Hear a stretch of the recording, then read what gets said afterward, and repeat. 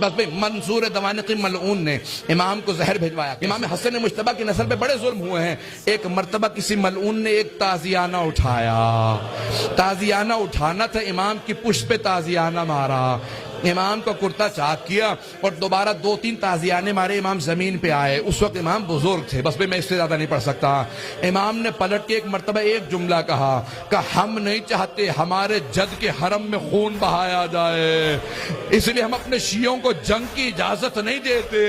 تم اس بات کا ناجائز فائدہ اٹھاتے ہو. ایک مرتبہ کسی نے کسی تازیانے کے اندر زہر ملایا. بس امام کا جو زخم تھا اسی زخم کے اوپر تازیانہ لگا. امام نے آواز دی مجھے میرے گھر واپس لے جاؤ.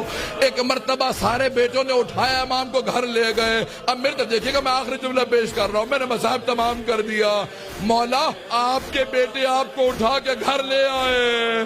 ایک بیٹا بار بار رخسار پہ رخسار کو رکھتا تھا, بار بار کہتا تھا میرے بابا کو پانی پلا دو ذرا, مولا کربلا میں آ کے دیکھ. حیدر سے دشمنی یہ اب تک نہیں رکی ہے, مولا حسن سے لے کر جعفر تک آ گئی ہے. ہر ایک چراغ زہر